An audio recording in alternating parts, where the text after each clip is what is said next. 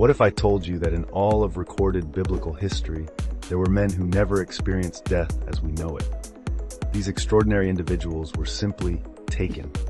Their stories challenge everything we understand about the human life cycle. Let's start with Enoch, the first man to experience this supernatural departure. Living 365 years during the pre-flood era, Enoch was known for one remarkable trait: he walked with God. The Bible tells us that day after day, Enoch maintained such an intimate relationship with the divine that God simply took him away. Genesis 5:24 states it plainly: Enoch walked with God, then he was no more, because God took him. No funeral, no grave, just a divine departure.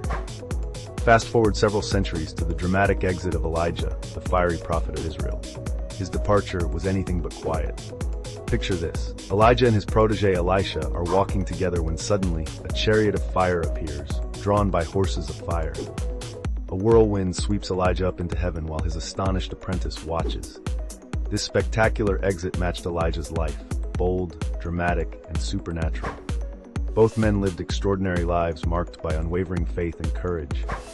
Enoch served as a voice of righteousness in a world spiraling into wickedness.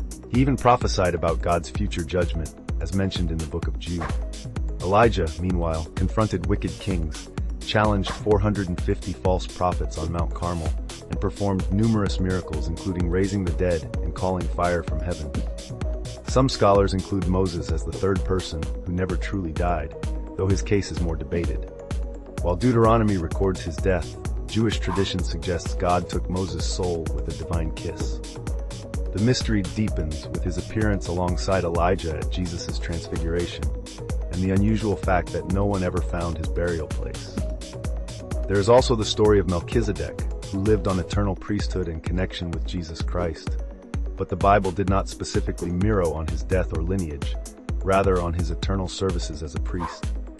However, he disappears in a sudden, and we cannot tell if he died or still lives. These three men's extraordinary departures weren't random.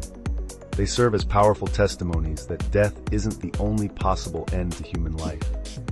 Their lives demonstrate that walking closely with God can lead to outcomes that defy natural laws.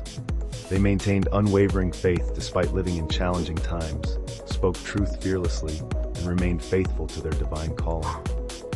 Their stories continue to inspire believers today, suggesting that the boundary between earth and heaven isn't as fixed as we might think.